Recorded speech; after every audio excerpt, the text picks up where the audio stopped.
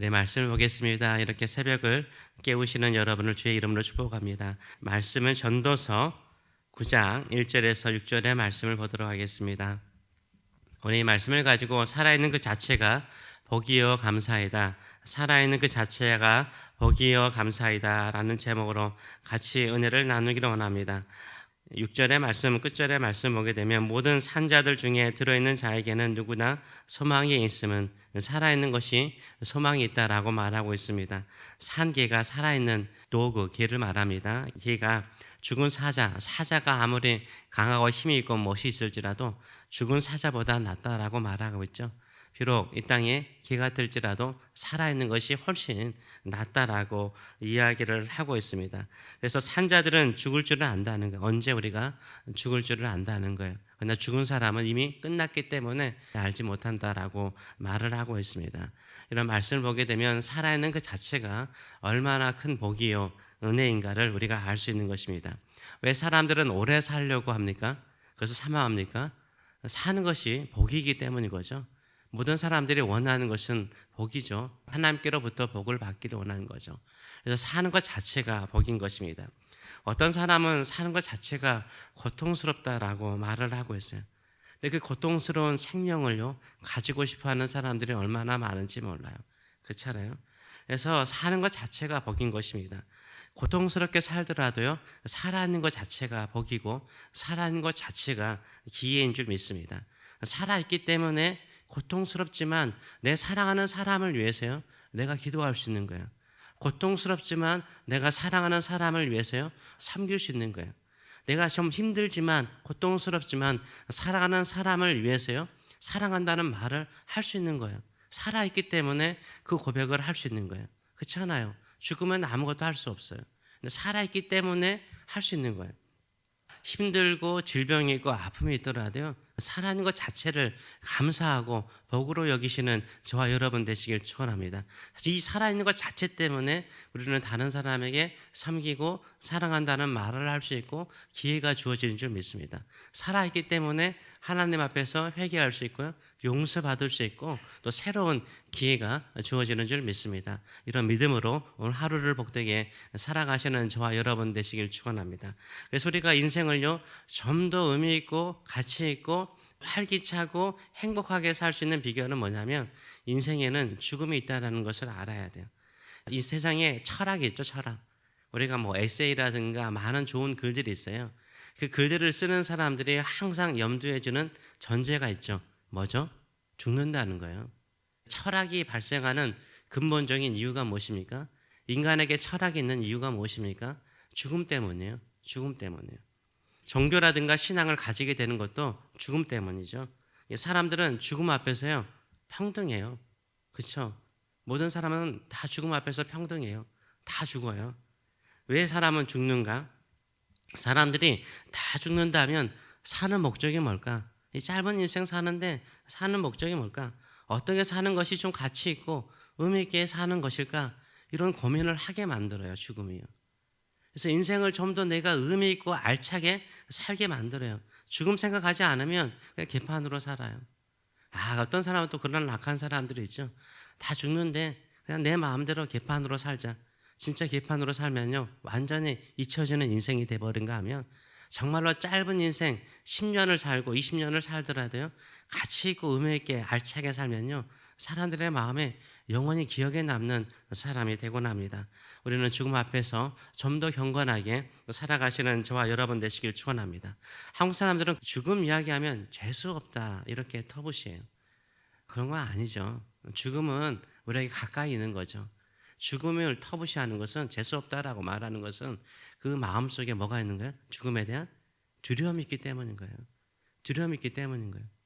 미국 땅에 와서 보면 바로 옆에 묘지가 있잖아요. 죽음이 가까이 있게 하잖아요. 한국 사람들은 죽음을 저 멀리도 보내요. 죽음을 생각하고 싶지 않아요. 죽음이 가까이 있는 것을 보면서 내가 어떻게 살까? 저 비석들을 바라보면서 내가 인생을 마치고 난 다음에 저 비석에 어떤 글귀로 기록되는 인생을 살 것인가 한 번쯤은 더 생각해 볼 수 있는 좋은 기회가 되잖아요. 죽음을 너무 터부시하지 마시고 죽음이 나에게도 찾아온다는 거, 죽음이 나에게도 있다라는 생각을 가지고 오늘 하루를 살아가시는 저와 여러분 되시길 축원합니다. 오늘이 마지막이라고 생각하면 여러분 남편한테 어떻게 할 것 같아요? 정말로 진지하게 사랑한다는 말 한마디 할걸요? 그렇죠?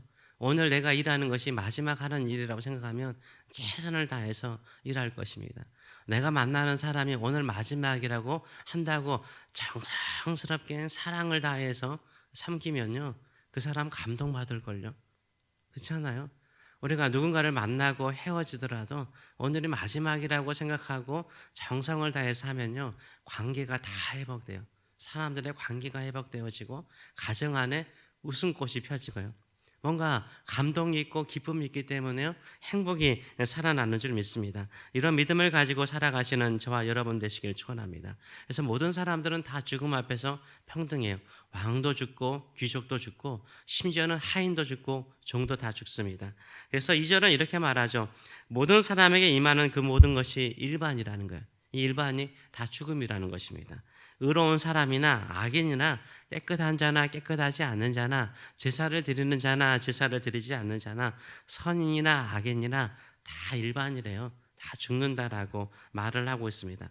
누구나 다 죽는 인생 속에서 우리가 예수 그리스도의 피로 말미암아 구속받은 이 몸, 이 시간을 어떻게 하면 영광스럽게 하나님께 드릴 수 있을까요? 오늘 본문은 첫째는 아무것도 몰라도 우리의 인생이 하나님의 주권 안에 있음을 믿으라라고 말하고 있어요. 1절의 말씀을 보게 되면 이렇게 말하죠. 이 모든 것을 내가 마음에 두고 이 모든 것을 살펴본 즉 열심히 연구해 보았다는 거죠.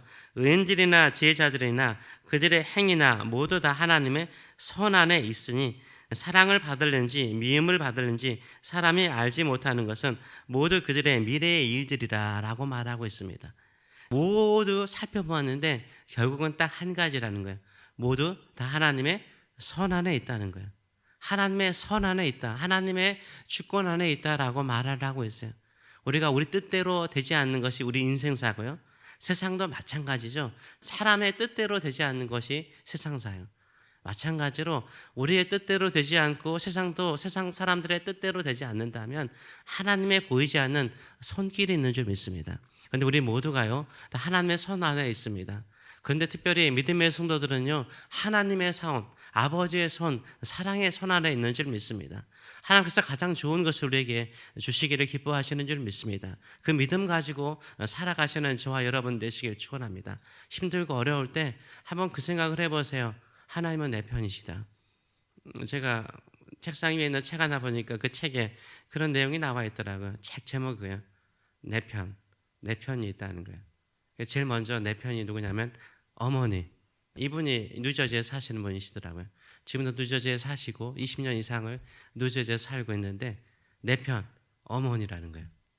그래서 나를 사랑하는 어머니, 내 편이라는 거예요. 그래서 어머니에 대한 에세이를 쓰셨더라고요. 여러분에게도 영원히 여러분을 사랑하고 영원히 여러분과 함께 계시며 여러분의 인생을 통해서 놀라우신 일들을 이루실 분이 우리 하나님 아버지이신 줄 믿습니다. 아멘. 하나님의 선 안에서 그 사랑을 믿고 끝까지 나가시는 저와 여러분 되시길 축원합니다. 둘째로는요, 살아있는 자에게 소망이 있어요. 소망이 있어요. 4절의 말씀을 보게 되면 이렇게 말하죠. 모든 산자들 중에 들어있는 자에게는 누구나 소망이 있음은 산 개가 죽은 사자보다 낫기 때문이라 라고 말하고 있어요. 내가 좀 개처럼, 죄송합니다. 요새는 개가 그렇지 않은 옛날에 개들은 좀 약간 그렇잖아요. 그 살아있는 개가 죽은 사자보다 낫다는 거예요. 왜냐하면 살아있기 때문이라고 말하고 있는 거예요. 살아있기 때문에 기회가 있다라고 말을 하고 있어요.